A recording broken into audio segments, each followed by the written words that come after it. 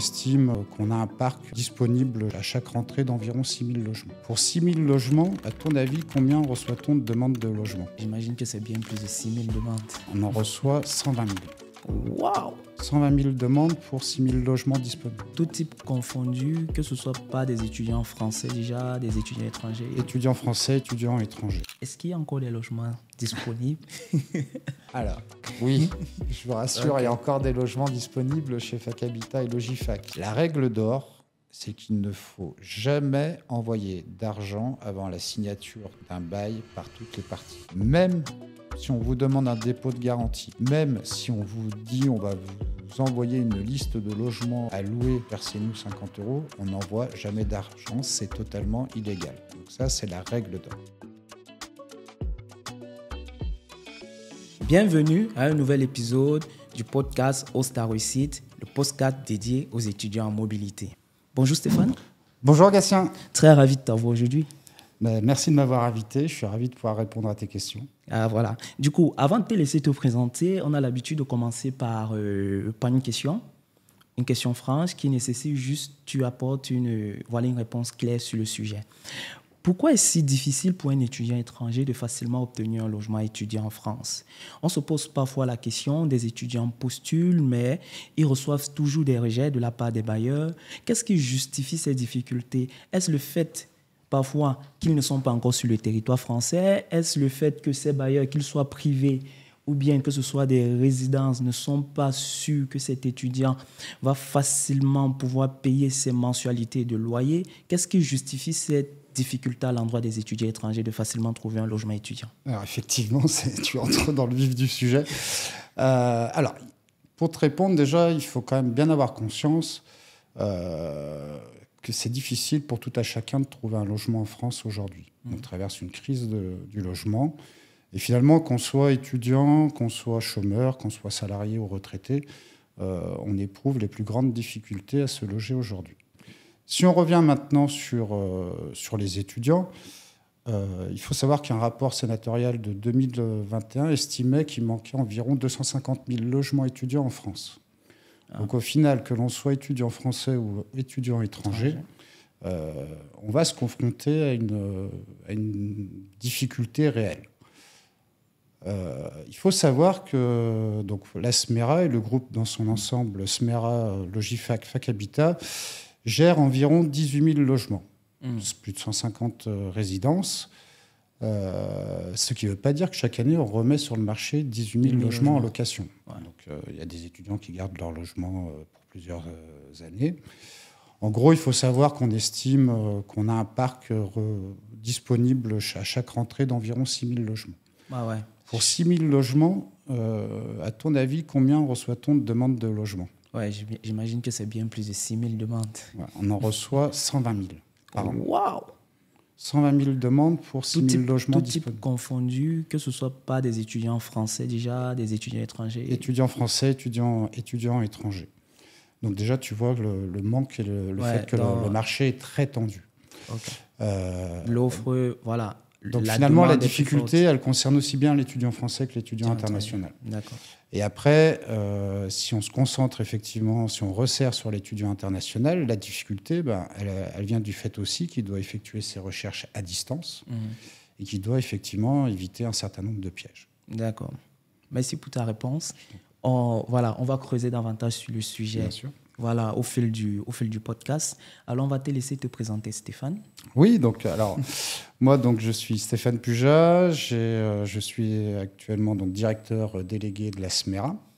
La SMERA qui était à la base un gestionnaire de sécurité sociale étudiante qui a diversifié ses activités et qui passe de mutuelle, finalement, qui se transforme en acteur de référence de la vie étudiante.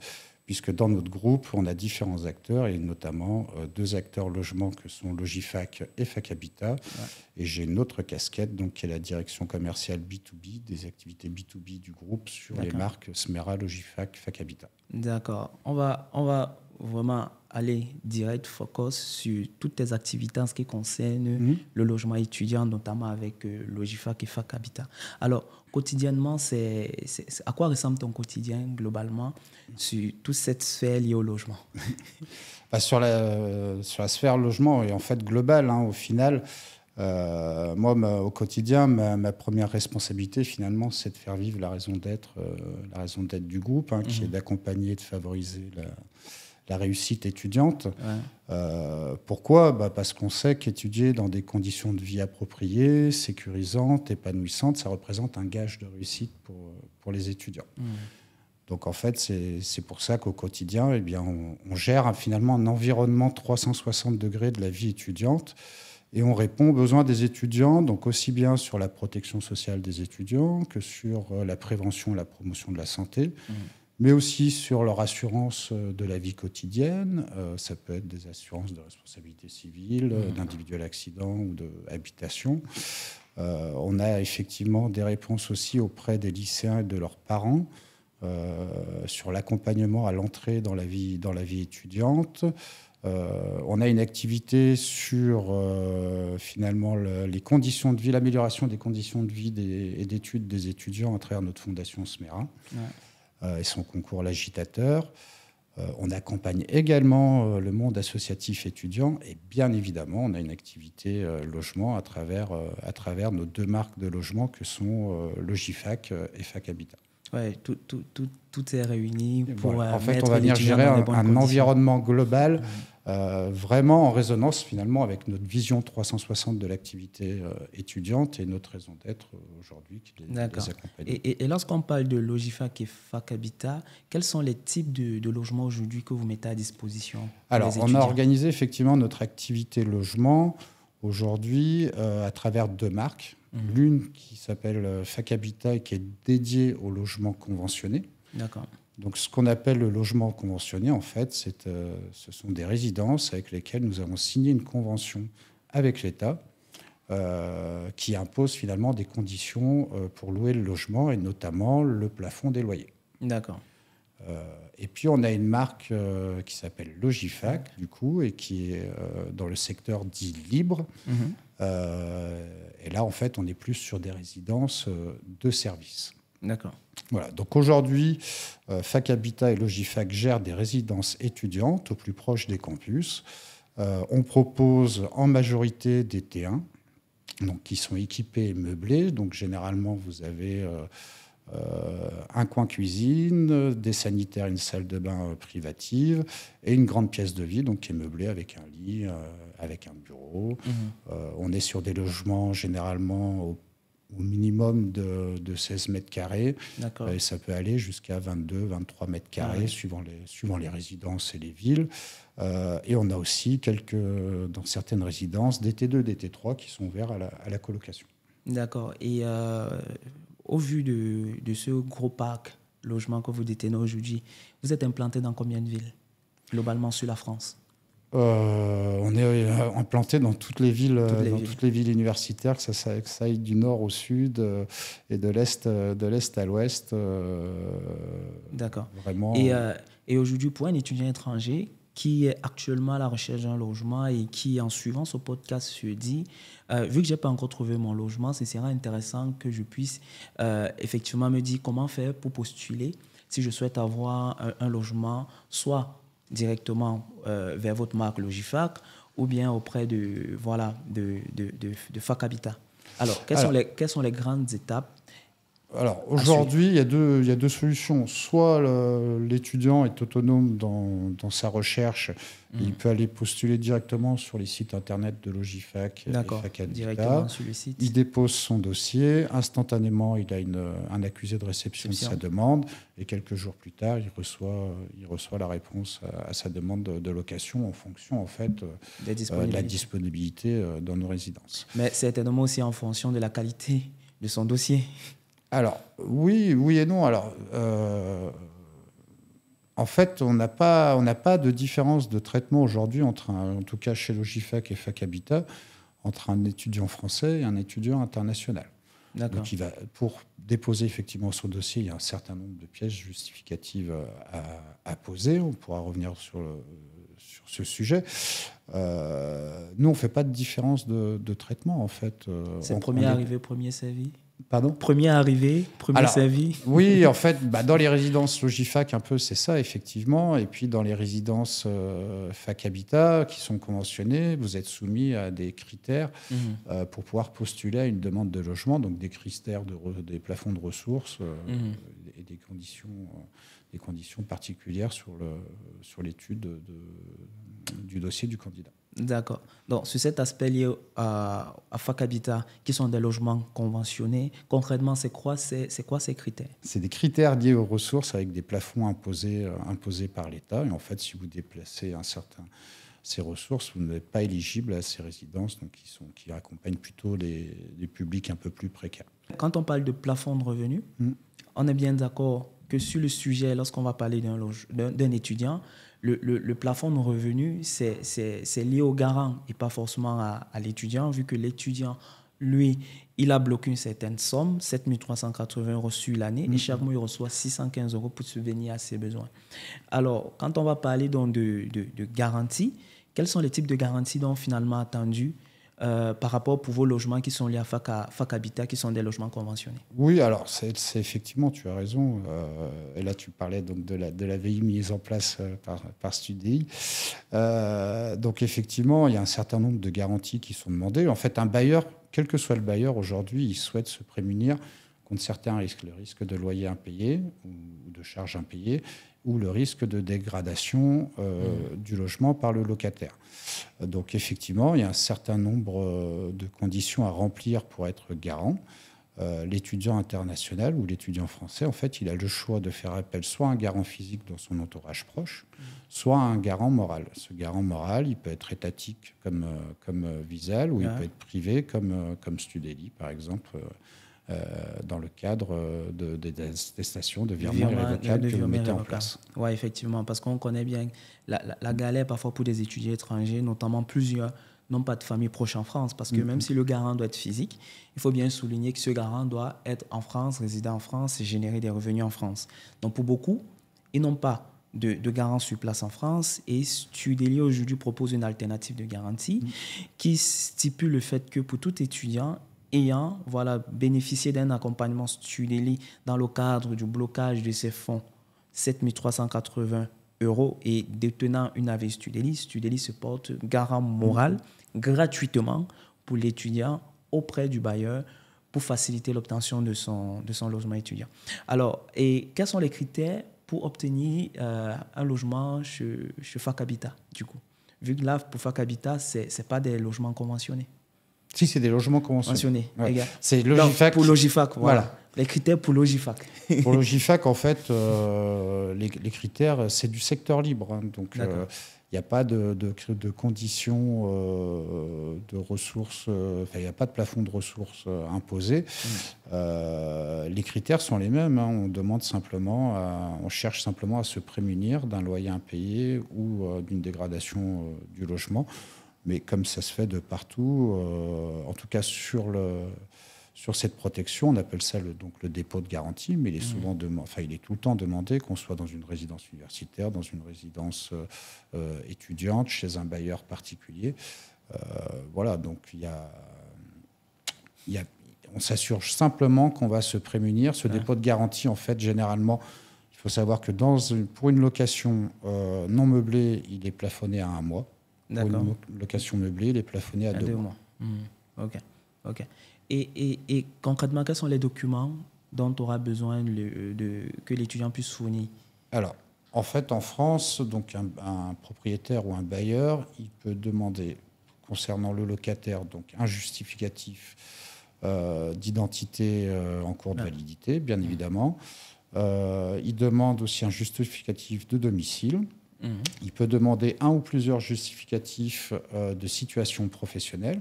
Alors, pour un étudiant, ça peut être soit la carte d'identité, mais généralement, on ne l'a pas encore reçue. Donc, si on fait sa demande en avance, en amont, donc ça peut être tout simplement le certificat de scolarité ou l'attestation d'inscription à l'université. Et puis, il peut demander un ou plusieurs justificatifs de revenus. Alors pour l'étudiant, ça peut être plusieurs choses. Ça peut être s'il a fait des petits jobs ou s'il a fait des indemnités de stage, ça peut en faire partie. Ça peut être une simulation officielle de la CAF sur les aides à venir. Ça peut être bien évidemment une AVI. Ça peut être aussi une caution bancaire, etc. Ouais. Et en plus de ça, de rajouter toute la partie garant également. Voilà. Ouais, d'accord. Et en moyenne, combien coûte le loyer? Alors, un loyer en France, c'est compliqué. Alors, tu sais qu'il existe. Compliqué. Alors, il existe déjà différents types de logements. Vous avez les résidences universitaires qui sont gérées par le Crous. Donc ça va être généralement les solutions les plus économiques. C'est un gros parc, il faut le savoir. Alors, simplement, vous êtes dans un logement, même si les résidences sont il y a beaucoup de rénovations de résidences actuellement, mais la chambre type traditionnelle au Crous, c'est une chambre de 9 mètres carrés, en fait, avec un lit, un bureau et un lavabo. Généralement, les sanitaires et les douches sont en commun et la cuisine sont en commun. Mais c'est la solution, aujourd'hui, une des solutions les plus économiques. Alors, ensuite, vous avez effectivement les résidences étudiantes, qu'elles soient conventionnées ou libres. Vous avez le marché du bailleur individuel, en tout cas particulier. Et puis, vous avez le marché, qui n'est pas un marché d'ailleurs, mais vous avez la possibilité de vous loger chez un proche. Alors, moi, je vais te prendre le type de logement que je connais particulièrement bien, donc, qui sont les résidences étudiantes. En fait, c'est compliqué de répondre parce qu'il y a énormément de facteurs qui rentrent en compte.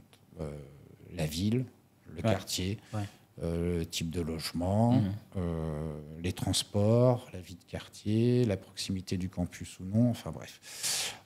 Prenons l'exemple, chez Logifac, prenons l'exemple d'un T1 de 19 mètres carrés. À Saint-Étienne, on va être juste en dessous de 300 € par mois hors électricité. D'accord. On prend le même type de logement à Paris intramuros, on va plutôt se rapprocher des 1 000 € par mois. Donc, le gap, il est énorme. Tu vois bien que la fourchette, ça se justifie. C'est Paris. Oui, elle se justifie. On dit en moyenne qu'en France, le prix d'un 23 mètres carrés, c'est environ 560 €. Mais comme tu vois, tout dépend de la ville, de l'emplacement de la résidence, des services proposés aussi. Et puis, il faut étudier ce qu'il y a dans un loyer. Un loyer, il peut y avoir des charges comprises ou des charges non comprises. Voilà. Si on prend le cas des résidences universitaires ou des résidences conventionnées Fac Habitat, lorsqu'on parle d'un loyer, on parle d'un montant charges comprises. Lorsqu'on parle d'un loyer chez Logifac, on parle par exemple d'un loyer hors électricité et charge à l'étudiant d'ouvrir son abonnement et de prendre à sa charge mensuellement le coût de sa consommation. Ouais, voilà. Donc, pour que nous comprenions très bien, lorsqu'on dit charge comprise, l'étudiant, lorsqu'il paye son loyer, si son loyer coûtait 500 €, il n'a plus rien d'autre à payer. Voilà. Et lorsqu'on dit toutes les charges ne sont pas comprises, notamment l'électricité, en plus du loyer qu'il doit payer s'il coûtait 500 €, il va devoir s'acquitter de sa facture d'électricité lui-même. Donc, globalement, si sa facture, disons, en moyenne, le mois, c'est 30 €, finalement, le logement lui reviendra à 530 €. En plus des 30 € liés à sa facture d'électricité. Alors, moi, le meilleur conseil que je peux donner finalement aux étudiants, c'est de pas... Il ne faut pas garder en fait finalement le 560 € parce que ça dépend d'énormément de choses. Par contre, ce qu'il faut faire, c'est comparer les offres dans une ville et dans un quartier identique sur différents types de logements pour pouvoir se faire finalement une idée du prix du marché localement et de pouvoir juger de ce qui est acceptable comme loyer ou non. D'accord. Voilà. Très intéressant. C'est très pratique, c'est vrai. L'approche en ce moment elle devient différente et lorsqu'il postule pour un loyer, globalement, il a cette vision 360 quand même. Et après, il faut savoir qu'effectivement, il n'y a pas que le prix de loyer dans un logement à prendre en considération. Et d'ailleurs, suivant le type de logement, vous avez différentes charges. Si on prend par exemple les résidences universitaires ou les résidences conventionnées type Fac Habitat, vous n'entendrez jamais parler de frais de dossier parce qu'elle n'applique pas de frais de dossier. En revanche, dans le secteur libre, Ouais. ou au sein d'une agence immobilière, ou chez un particulier, enfin en tout cas un organisme qui gère pour un particulier, vous allez pouvoir entendre parler de frais de dossier. Ces frais de dossier, en fait, ils sont là en compensation de la réalisation et de la gestion du bail. Tout à fait. Donc ça, c'est la première chose. Après, vous avez le dépôt de garantie. On l'a dit tout à l'heure, un dépôt de garantie, ça va jusqu'à 1 mois pour un logement non meublé ou 2 mois pour un logement meublé. Voilà. Ensuite, vous avez les charges, donc il faut bien regarder ce qui est compris, pas compris dans le loyer. Et ensuite, vous avez les assurances. Ouais. Une assurance habitation. Voilà, l'assurance aujourd'hui, l'assurance habitation, elle est obligatoire. Ouais, et en fait, vous devez, lorsque le propriétaire ou le bailleur vous remet les clés, vous devez lui remettre votre attestation d'assurance.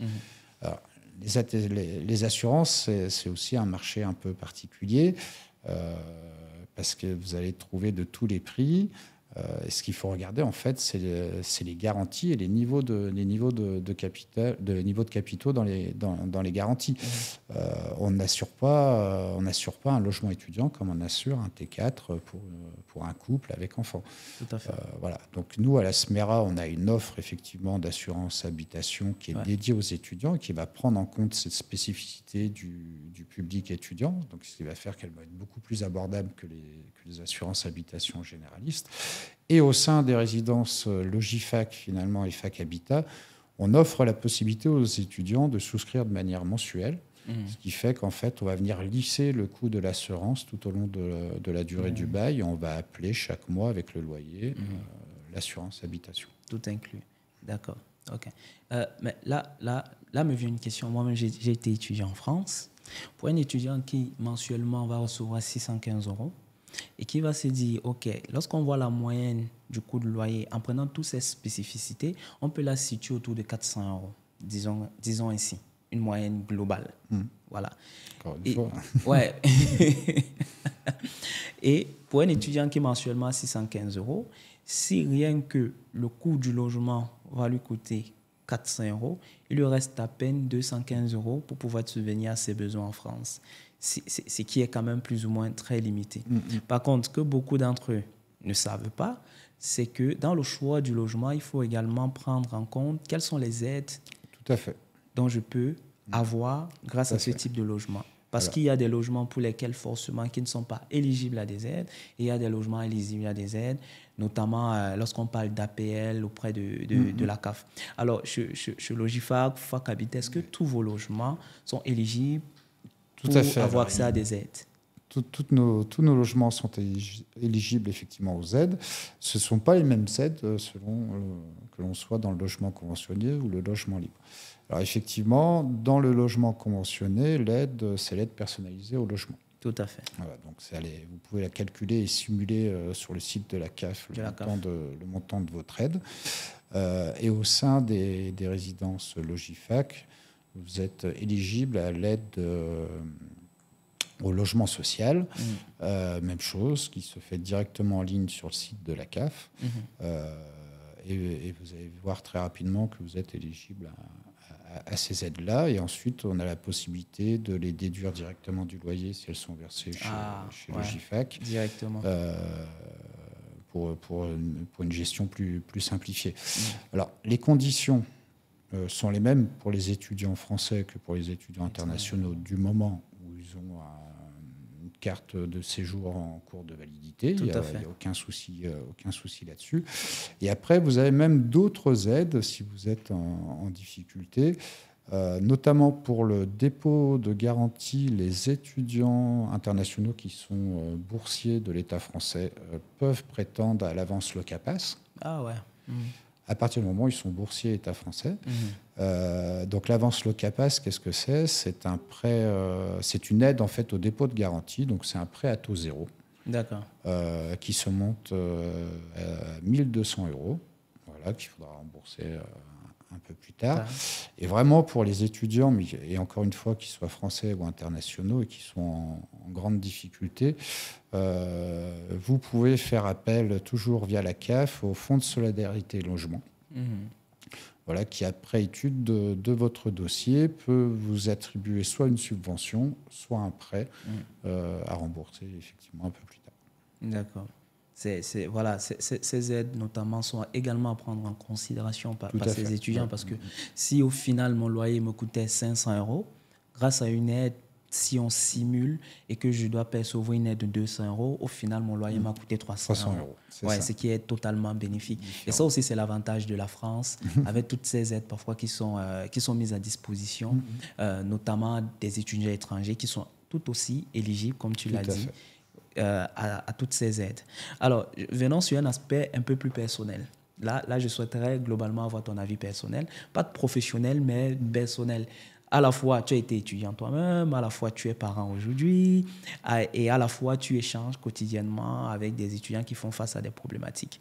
Tout à l'heure, tu listais les différentes alternatives sur le marché et différents types de logements qu'on pourra avoir. Entre des logements dans des résidences, entre des logements crous, entre des logements chez des bailleurs privés, qui sont des individus qui vont mettre à disposition le bien pour faire louer ces logements-là à des étudiants. Ou bien peut-être aussi, on a ce qu'on appelle le logement chez l'habitat. Et aussi, le fait d'être accueilli par un membre de sa famille, là on va dire que c'est totalement gratuit. Ton top 3, idéalement pour un étudiant. Idéalement pour un étudiant, moi je pense que le principal, c'est d'être sécurisé par un contrat, par un bail. D'accord. Voilà, l'idéal, c'est d'être sécurisé par un bail, donc d'avoir son propre logement. Par un bail. Alors, je comprends tout à fait qu'on fasse appel à de la famille, à un proche, pour effectivement être accueilli et en tout cas hébergé par un proche. Simplement, vous n'êtes pas protégé par un contrat. Et si demain vous êtes en situation de conflit, attention, parce que vous pouvez vous retrouver très très vite en difficulté. Donc déjà, le bail, ça permet de protéger, parce qu'on a une durée de location. On est sécurisé sur une période de manière certaine.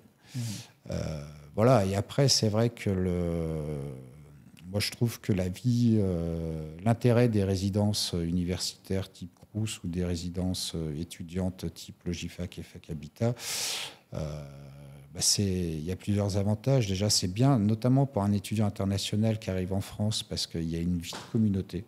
Et ça permet de faciliter aussi l'intégration. Ce sont des résidences qui sont spécifiquement étudiées pour les besoins étudiants, donc proches des campus ou proches des transports en commun qui emmènent vers les campus. Et puis, il y a beaucoup d'avantages. Il y a l'ouverture culturelle. Tout à fait, oui. Voilà. Il y a l'accompagnement de l'étudiant. Il y a beaucoup de services étudiants qui sont proposés. Donc, je trouve que ces solutions sont quand même assez intéressantes. Cette autonomie aussi de l'étudiant, bien évidemment, et l'émancipation de l'étudiant, c'est tout à fait exact.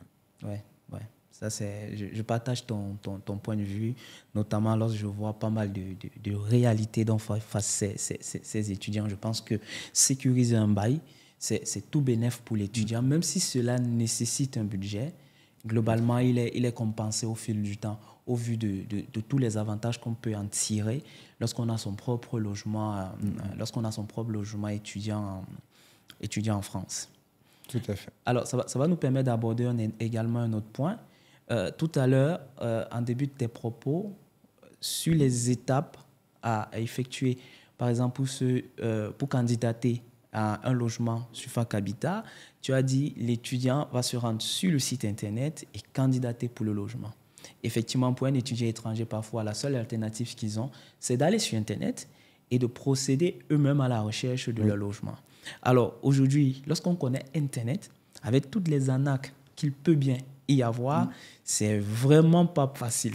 Alors là, moi, personnellement, je te partage ma propre expérience. Tu vois, peut-être un peu en rire, mais elle est réelle. Tu es étudiant étranger, tu viens poursuivre tes études en France notamment, donc c'est-à-dire quoi? Tu ne connais pas la France, tu ne connais pas les réalités. Et moi, par exemple, lorsque j'ai cherché mon logement, donc j'ai décidé de le faire tout seul, dans un premier temps. Et en effectuant les recherches, j'allais sur plein de sites internet qui proposent des logements. Pour certains sites internet, c'est des sites crédibles. Soit tu candidates directement sur le site internet d'une résidence, soit tu fais appel à Studapart, qui est un acteur également connu lorsqu'on va parler de recherche de logement, soit tu vas sur des sites alternatifs et sites privés. Et là, je tombe sur un logement type T2, situé à Paris, super logement, super joli. Tu savais combien le logement il coûtait? 450 €.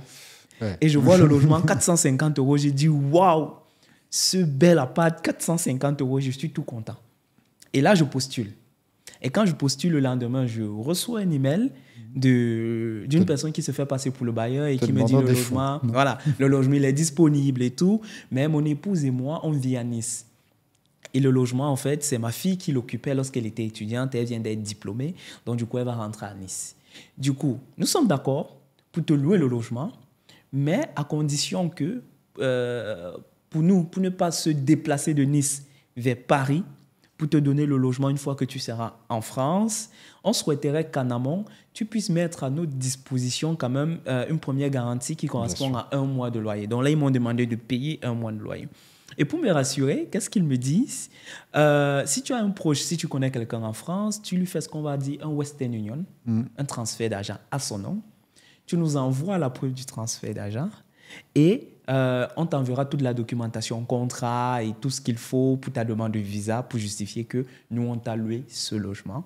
Et tu vas nous communiquer la date d'arrivée. Et ce jour, toi, mon épouse et moi, et la personne à qui tu as envoyé l'argent, on va se retrouver et on fera l'état des lieux. Et par la suite, on va aller retirer cet argent, plus le montant additionnel et tout le monde sort content. Je me dis, ouais, ok, c'est logique et moi-même, ça me protège d'envoyer plutôt à quelqu'un que je connais. Mais je me mets à me poser des questions et je me dis, c'est trop facile quand même pour être beau, quoi. Je postule aujourd'hui, depuis des mois, je postule, mais là, on me répond rapidement, c'est facile et tout. Tu as bien fait et de te poser les bonnes questions. Je me mets à me questions. renseigner. Et là, je contacte un ami qui vit en France depuis et je lui dis, j'ai trouvé ce logement, j'envoie les photos et c'est 450 €. Ne connaissant pas la réalité, le prix et le coût de la vie en France, mon ami me dit, c'est l'ANAC. Je dis, mais comment ça? Je t'envoie juste des emails, tu me dis, c'est l'année. Il me dit, mon frère, un logement pareil, tu ne peux pas l'avoir à Paris à 450 €. Rien que ça, c'est l'ANAC. Il a tout à fait raison, ouais. Donc, effectivement, c'est la difficulté de la recherche à distance. Alors, tu as parlé dans ton histoire d'une demande de versement. Je vais y revenir très, très rapidement. Il faut savoir que les arnaques, généralement, elles concernent plutôt les annonces de particuliers. Oui, mais attention, effectivement. Il y a aussi des arnaqueurs qui se font passer pour des professionnels de l'immobilier. Ah, d'accord. La règle d'or, c'est qu'il ne faut jamais envoyer d'argent avant la signature d'un bail par toutes les parties. On n'envoie jamais d'argent. Même si on vous demande un dépôt de garantie, même si on vous dit on va vous envoyer une liste de logements à louer, versez-nous 50 €, on n'envoie jamais d'argent, c'est totalement illégal. Donc ça, c'est la règle d'or. Ensuite, comme tu le dis, il y a les annonces de particuliers et il y a effectivement plusieurs points de vigilance à avoir. Alors déjà, est-ce qu'on passe par un particulier ou par une agence? Si on passe par une agence, c'est quand même très facile d'aller retrouver les infos et de s'assurer qu'on est bien face à un professionnel de l'immobilier. Si on est sur un particulier, il faut déjà vérifier qu'on a bien accès à ses coordonnées. Il faut vérifier si l'annonce comporte des photos ou pas de l'appartement. Est-ce qu'elles sont de bonne qualité? Demander l'adresse, la vérifier aussi sur Google. Voilà, il y a tous ces petits points de vigilance à avoir. Savoir si on a la possibilité de visiter le logement ou pas. Alors, l'idéal, effectivement, lorsqu'on veut un bien, c'est d'aller le visiter. Alors après, quand vous êtes à l'étranger, c'est quand même compliqué. Alors, peut-être, si vous avez la chance, vous pouvez demander à un proche que vous connaissez en France d'aller le visiter pour vous. Ou peut-être même que vous pouvez demander aux particuliers d'organiser une visite à distance en visioconférence. Au moins faire le tour de l'appart, vérifier qu'il est bien salubre. Voilà, donc il y a tous ces points de vigilance à avoir. Et après, effectivement, si on a les moyens, et c'est le mieux, effectivement, c'est de passer et de se faire aider par un organisme, une agence immobilière ou un organisme reconnu, mais il y a aussi des solutions gratuites. Notamment, le Crous a sorti une nouvelle plateforme qui s'appelle Localviz. Et sur Localviz, en fait, vous avez accès à des annonces de particuliers pour la location de logements de particuliers, mais les annonces sont vérifiées par le Crous. D'accord. Ouais. Voilà, l'accès est totalement gratuit, donc vous pouvez aller sur ce type Ça, c'est un super bon plan de plateforme. Et puis après, alors j'ai effectivement parlé tout à l'heure d'autonomie pour les étudiants internationaux qui sont autonomes d'aller directement sur les sites Logifac et Fac Habitat pour nos résidences étudiantes. Mais on met en place aussi des dispositifs d'accompagnement. Il y a des organismes qui sont là pour ça. Studeli est là, la SMERA est là. Et la SMERA a notamment lancé une plateforme qui s'appelle Student Cover France, donc qui va permettre à l'étudiant international de préparer en règle générale son arrivée en France. D'avoir d'accès à l'information aussi bien sur la partie protection sociale, hein, sur le système de soins en France, par exemple, que sur l'accès au logement. Ouais. On va y retrouver, bien évidemment, nos offres dédiées à la mobilité internationale entrante. Mais on va aussi y retrouver la possibilité de se faire accompagner gratuitement sur une recherche de logement au sein de nos résidences Logifac et Fac Habitat.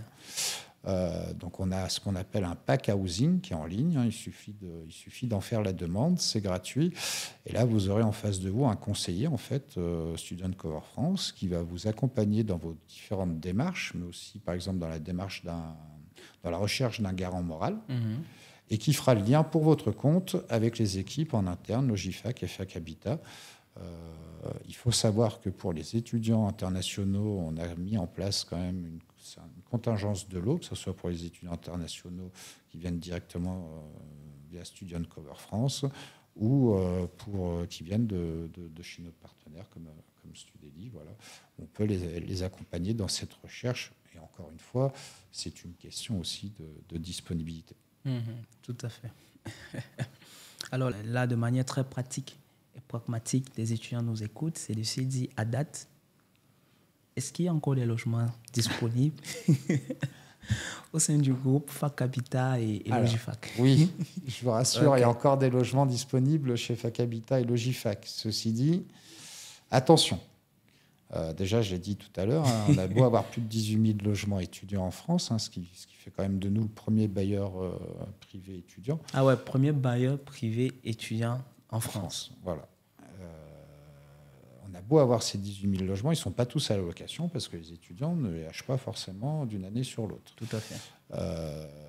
Il faut savoir que jeudi 30 mai, on aura les premiers résultats Parcoursup.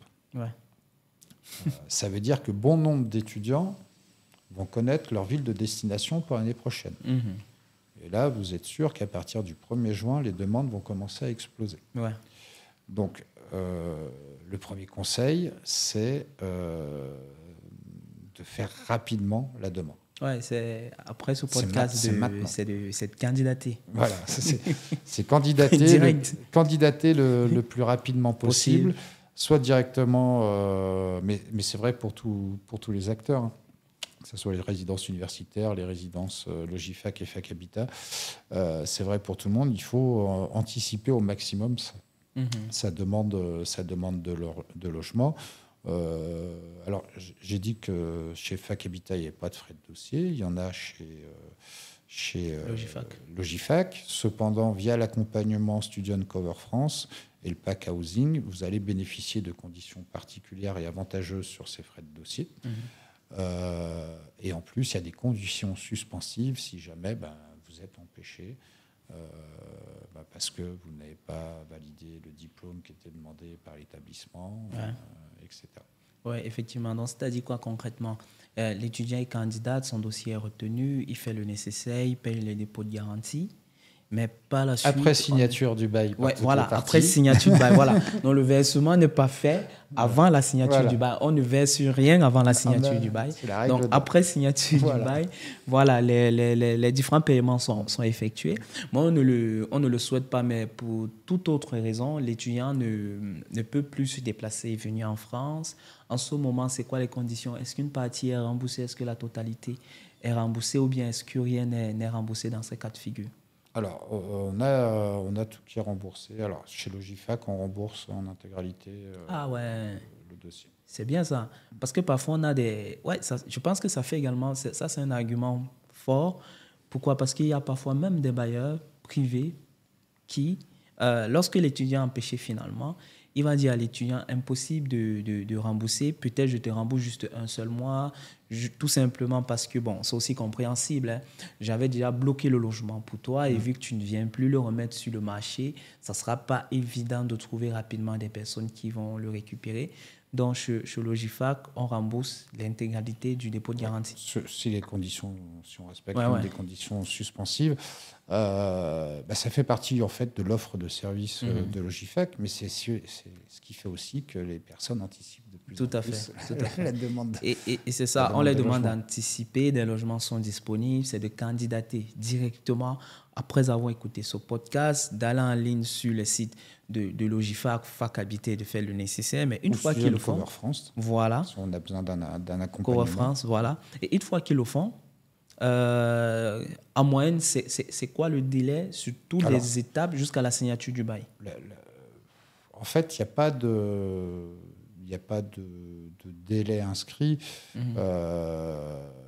Alors, le délai, qu'on soit étudiant français ou étudiant international, c'est le même. Déjà, ils ont un accusé de réception à la demande. Voilà.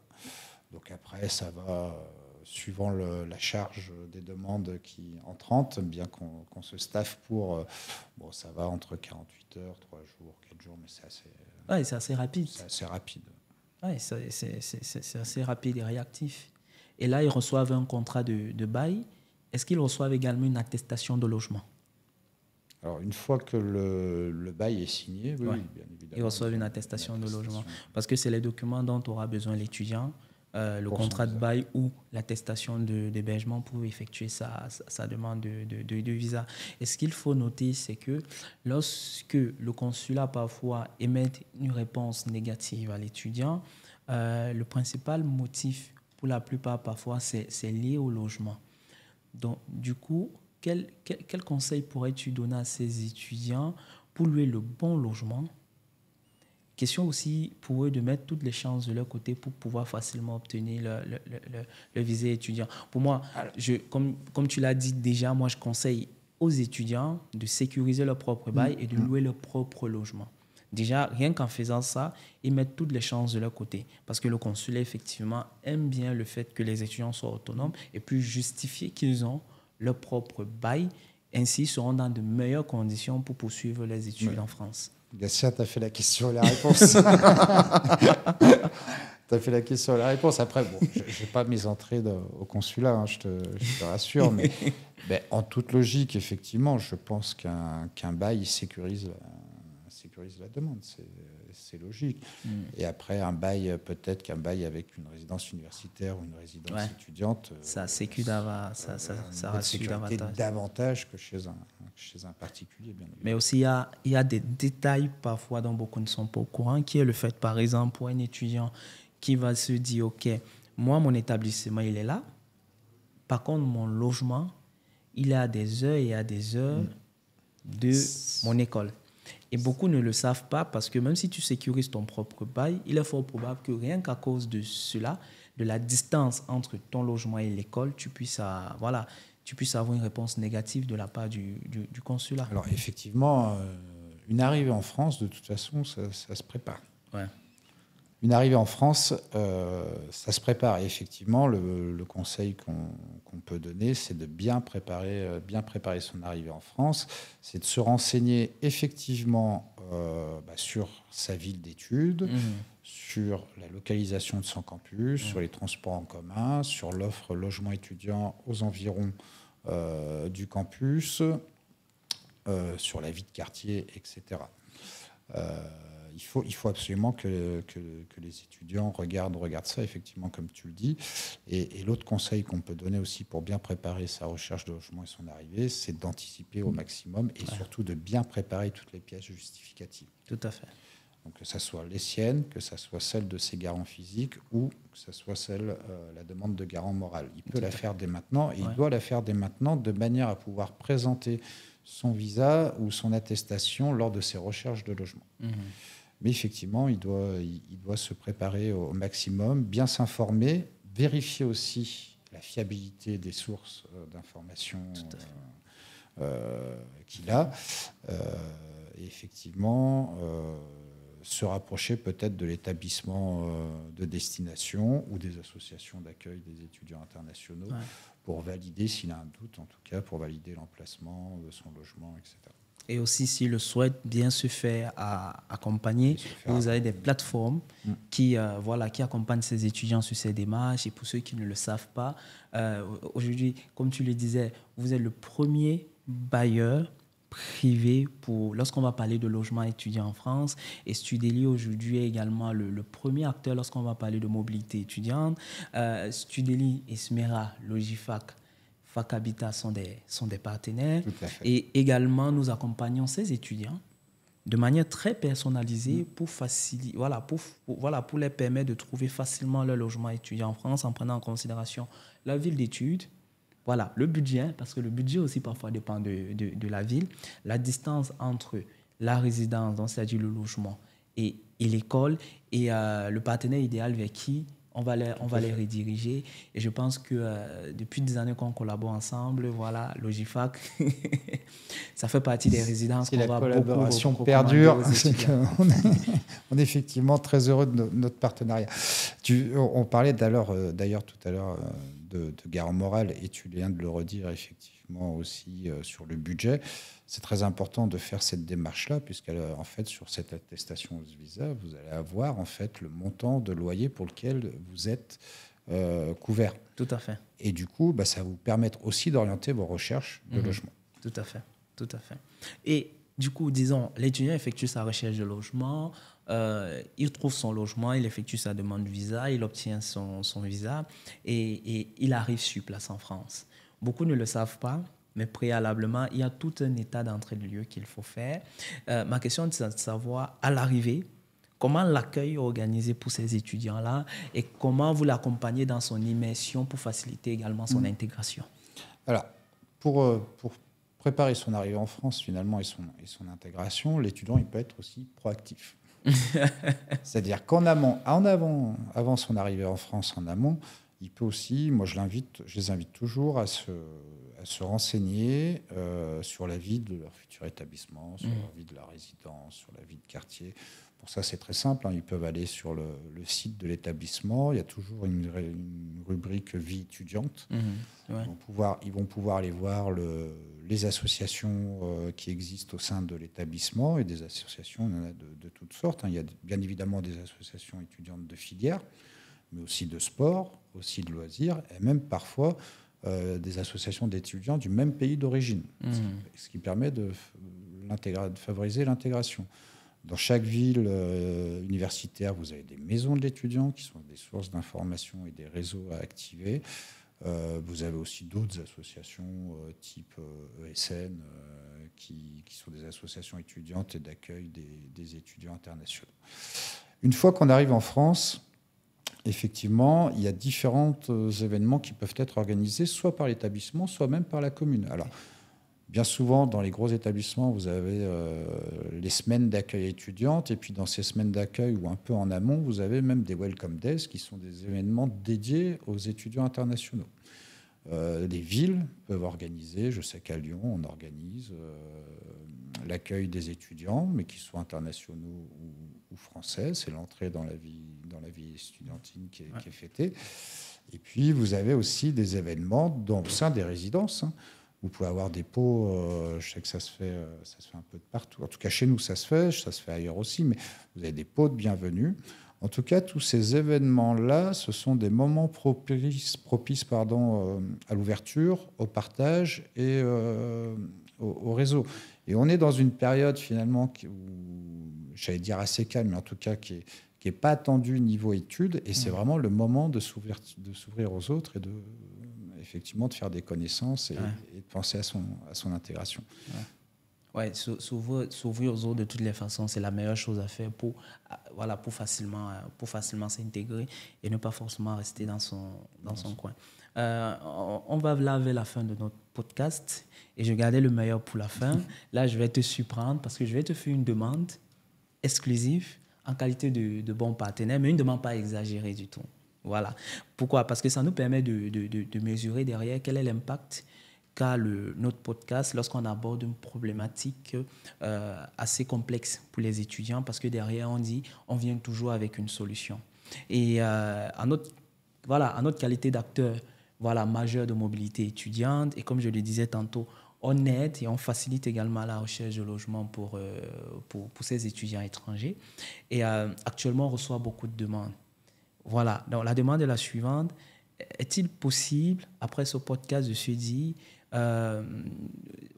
Logifac, on réserve 3 petits logements à Studeli pour ses clients, pourvu que ça compte sur les 2 prochaines semaines suivant ce podcast.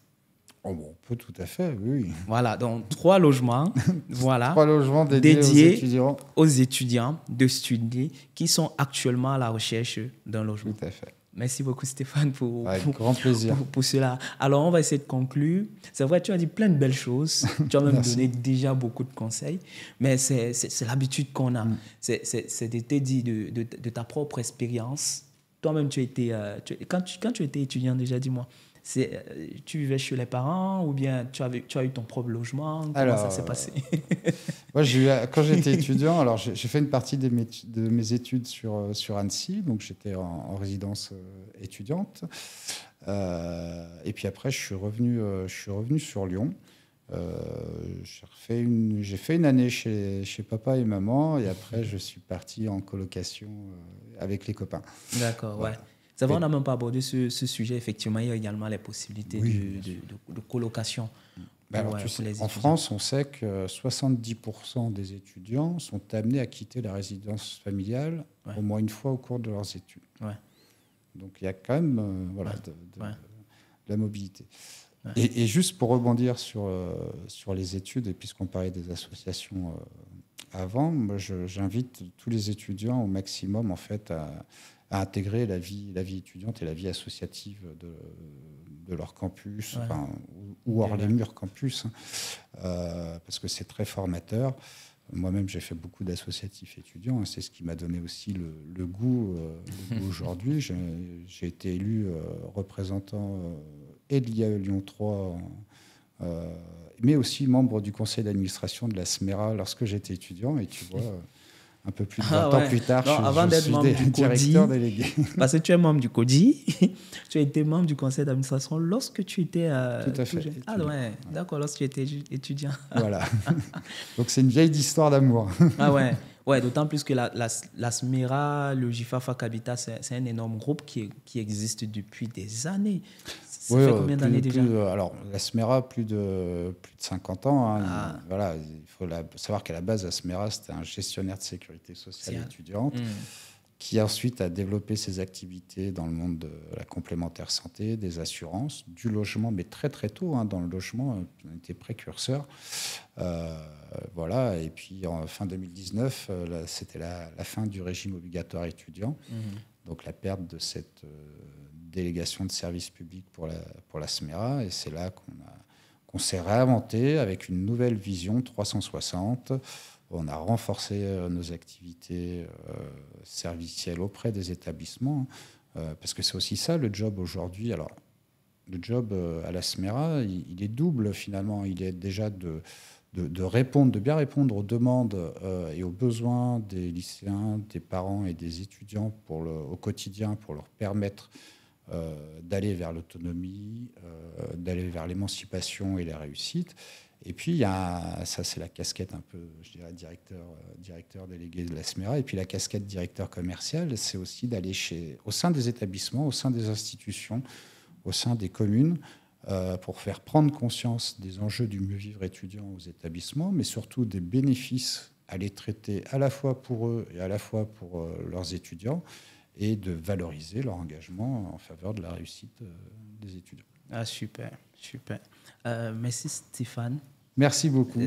D'être d'être là aujourd'hui, d'avoir donné ton temps pour toutes ces belles informations. C'est la fin de ce podcast. Et comme on l'a dit, une seule chose à faire, c'est maintenant qu'il faut candidater. Et on vous donnera également qu'est-ce qu'il faut faire par rapport au top 3 logements réservés pour les clients et les étudiants sur Delhi. Merci Stéphane. Merci à toi Gatien. Au revoir. Au revoir.